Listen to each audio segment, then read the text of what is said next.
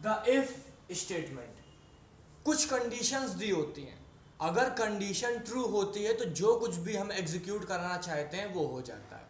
बस इतना ही होता है इफ के अंदर। इसमें दो चीजें होती हैं, देखिए पहला तो सी प्रोग्रामिंग में होता है इफ स्टेटमेंट, दूसरा होता है इफ एल्स स्टेटमेंट। लेकिन इफ स्टेटमेंट की भी बहुत ज्यादा वैल्यू है और उसका भी बहुत ज्यादा यूज होता है, इसलिए हम लोग इसको पहले पढ़ेंगे उसके बाद इफ एल्स पढ़ेंगे। तो देखिए कुछ रिलेशनल ऑपरेटर्स होते हैं हमारे, जैसे कि हमारे सामने एक्सप्रेशंस होती हैं, उनकी कंडीशंस होती हैं। अगर इन कंडीशंस को हम इफ के यहाँ पे रखते हैं और वो कंडीशन ट्रू होती है तो जो उसके अगला स्टेटमेंट होगा वो एग्जीक्यूट हो जाएगा। जैसे मैं एग्जांपल लेके बताता हूं आपको, मान लीजिए एक इंटीजर x2 ले लिया, एक इंटीजर y मैंने 1 ले लिया। अब मैं कंडीशन यहां पे देख रहा हूं कि if x is equal to y, तो इस x is equal to y के हिसाब से कह रहा है कि क्या x y के बराबर है, क्या x y के बराबर है। अगर है तो प्रिंट एफ यस।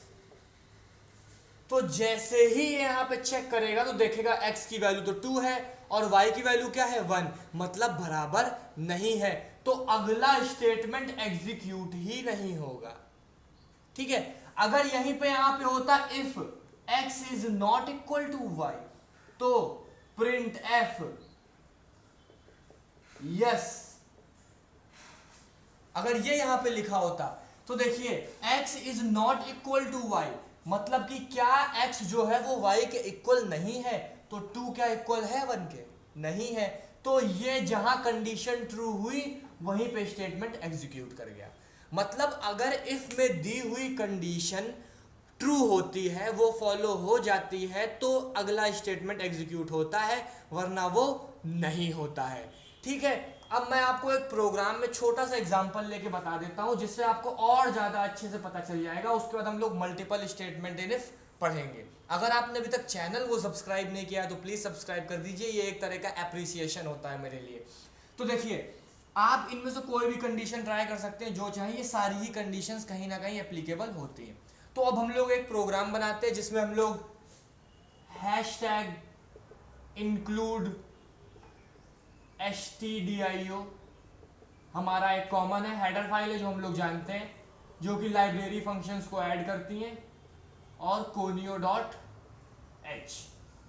अब हम लोग प्रोग्राम बनाते हैं कि यूजर एक नंबर पुट करा रहा है और चेक करना है कि क्या वो जो नंबर उसने कराया है वो 10 से छोटा है या नहीं। ऐसा प्रोग्राम हम लोग बना लेते हैं। तो सबसे पहले इसके बाद हम लोग क्या करेंगे, मेन और ब्रेसेस खोल देंगे। अब हमको प्रोग्राम बनाना है कि वो 10 से छोटा है कि नहीं। तो सबसे पहले हम स्टेटमेंट प्रिंट कराते हैं, print F enter a number less than 10, ये हमने करा लिया। अब हमको वैल्यू भी लेनी है, तो वैल्यू लेने के लिए हम लोग किस फंक्शन का इस्तेमाल करते हैं, स्कैनएफ। तो स्कैनएफ, और हमें वैल्यू कौन सी लेनी है, इंटीजर लेनी है। इंटीजर के लिए हम लोग हमेशा %d का इस्तेमाल करते हैं, तो %d, और हम लोग जो भी वैल्यू लेने जाने वाले हैं वो किसी ना किसी इंटीजर को लेने वाले हैं। तो यहाँ पे इंटीजर बना देते हैं, मान लीजिए नम नाम का। लेकिन अब जब नम ये ढूंढने जाएगा तो नम तो कहीं इसको मिलेगा ही नहीं। क्यों नहीं मिलेगा, क्योंकि हमने नम को इनिशियलाइज ही नहीं किया था। तो सबसे पहले हम लोग प्रिंटएफ के ऊपर नम को इनिशियलाइज कर देते हैं कि नम जो है वो इंटीजर टाइप का है। अब जैसे ही हो जाएगा तो यहां से वैल्यू इंसर्ट हो जाएगी। अब एक कंडीशन लगा देते हैं इफ, मतलब कि नम में एंटर कराया गया है, अगर नम छोटा है 10 से, अगर नम छोटा है 10 से तो प्रिंट एफ करो सक्सेस। बस ये हमारा जो प्रोग्राम था ये बन गया। अब जैसे ही कोई भी मान लीजिए यूजर गया, उसने इस प्रोग्राम को चलाया, उसने यहां पे नम की जगह एंटर कराया 3, तो जैसे यहां पे आया प्रिंट एफ पहले स्टेटमेंट लेके आया एंटर नंबर लेस देन 10, उसके बाद स्कैनएफ में आके उसने नंबर को इंसर्ट कराया 3। जैसे ही इफ आगे करेगा तो देखेगा कि क्या जो नंबर इंसर्ट कराया गया था वो 10 से छोटा है, तो जैसे ही वो देखेगा हाँ नंबर 10 से छोटा है, वो तुरंत प्रिंट करा देगा सक्सेस। अब अगली बार फिर प्रोग्राम चलाया और हमने नंबर डाल दिया 11।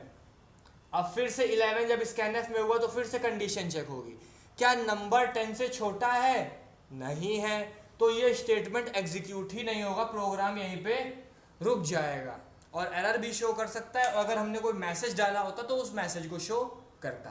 तो ये इफ स्टेटमेंट था। लेकिन क्या होता है कई बार मल्टीपल इफ का इस्तेमाल भी हम लोग करते हैं। अब मल्टीपल इफ किस तरीके से होता है उसको हम लोग देखते हैं। तो देखिए मल्टीपल इफ में आप ये मान सकते हैं हाँ multiple statement with in if है, सॉरी, मतलब कि एक इफ के अंदर कई सारे स्टेटमेंट लिखेगा। जैसे मैं आपको एग्जांपल देता हूं कि मान लीजिए किसी की सैलरी जो है वो 10,000 से अगर ऊपर है, जैसे मान लीजिए इफ सैलरी है, प्रोग्राम बना रहे हैं हम salary, if salary is greater than 10,000 तो bonus is equal to 1,000, printf bonus done. एक मैंने इफ के अंदर ये दो स्टेटमेंट लिखे और एक मैं यही सेम इफ बनाता हूं, if salary greater than 10,000 bonus is equal to 1,000 और प्रिंट एफ बोनस डन।